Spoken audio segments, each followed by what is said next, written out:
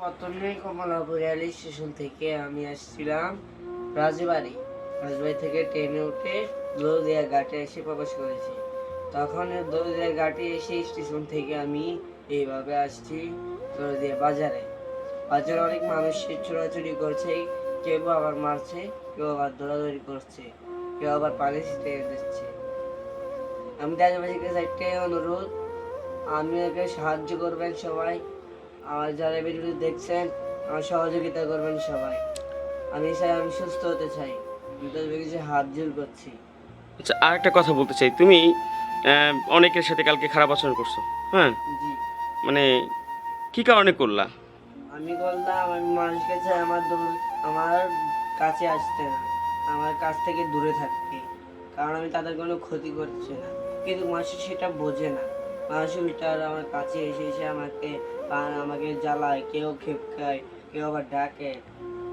আর একটা কথা বলি, তুমি কুকুরের মতো কালকে যে আচরণটা করলা, জি, হ্যাঁ, কুকুরের মতো তুমি ডাকলা, খেউ খেউ করলা, অনেকে দৌড়ানি দিলা, জি। এটা কি কারণে তোমার এরকম হচ্ছে? এরকম হচ্ছে আমার ঠান্ডা পানি খাওয়ার কারণে।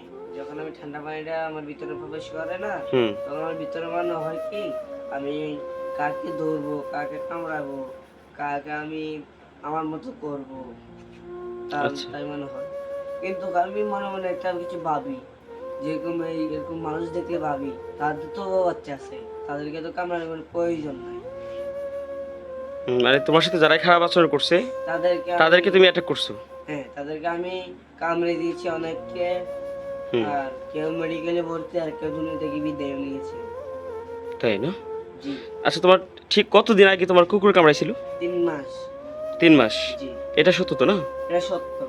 এর মধ্যে তুমি কোনো মেডিসিন নিছো, কোনো ইঞ্জেকশন, না, কোনো চিকিৎসা আমি নিয়েছো? ইঞ্জেকশন 3টে নিয়েছি, 3টার মধ্যে একটা বাকি রয়েছে, সেটা দিতে পারি নাই। তার কারণে এরকম মনে হচ্ছে। হ্যাঁ, এটা দিলে আমি পুরোপুরি সুস্থ। সুস্থ? ইঞ্জেকশন দিলে পুরোপুরি সুস্থ। যাই হোক, তোমার জন্য দোয়া করি, আল্লাহ যেন তোমাকে সুস্থ করে দেয়। আর এই যে পান্নু ভাই, তিনি অনেক ভালো মনের মানুষ, তুমি আমি তাকে বিশ্বাস করি। বিশ্বাস করো। জি, আশা করি তার কোনো ক্ষতি করবে না। না না, তার তো অনেক বাচ্চা কাছে আছে। আমি জানি। এই যে আপনি যাকে এখন তাকে যাদের সাথে আপনি করেছিলেন, তাকে আমি আমার নিজের ভাইয়ের মতো করি। তাই কিন্তু আমি কোনো ক্ষতি করতে চাই না। আচ্ছা, এখন কি তুমি তোমার পরিবারের কাছে ফিরে যেতে চাও না? না না, আমি আমার পরিবারের কাছে পেয়ে আমার পরিবারে বলছে, আমার বাবা, আমার মা সবাই বলে আমাকে এখন বাড়ি গেলে জব করাই দিবে। তাই না?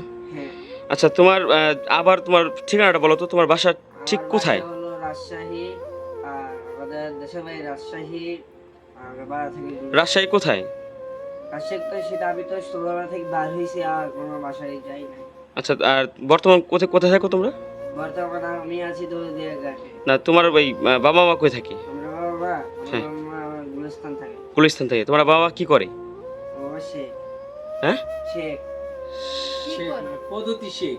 কি করে তোমার বাবা? কি কাজ করে তোমার কাজ আব্বু? করে, এই যে যেমন ধরে আমার বাবা এই যে গার্মেন্টস গুলো আছে না, ফ্যাক্টরি গুলো ঘোরাতে আর কি। মোটামুটি ভালো একটা ইনকাম করে তোমার বাবাটা। হুম। যাই হোক, সবাই আমাদের এই ভিডিওটা বেশি বেশি শেয়ার করবেন, এবং এই বাচ্চাটার জন্য আপনারা একটু দোয়া করবেন, এবং তার সুচিকিৎসার জন্য আপনারা যে যা পারেন, আমি পান্নু ভাইয়ের নাম্বার দিয়ে দেবো, আপনারা অবশ্যই তার সাথে যোগাযোগ করবেন। আসসালামু আলাইকুম, সবাই ভালো থাকবেন।